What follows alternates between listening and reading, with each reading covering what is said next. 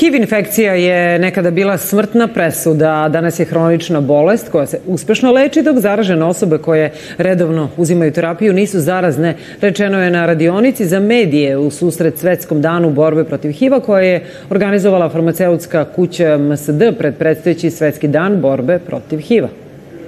Mogućnost prenosa, mogućnost da se rađaju dece, to donosi više samopouzdanja osobama koje žive sa HIV-om. Dakle, to njima donosi blagostanje, kako emotivno, tako i društveno.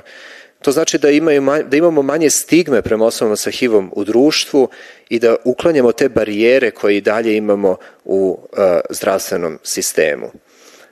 Naravno, ukoliko zna neka osoba da ukoliko čak ima HIV i uzima terapiju, neće preneti virus seksualnim putem, bit će više motivisana za lečenje i pridržavanje terapiji. To naravno znači zdravlje kako pojedinačno, tako i javno.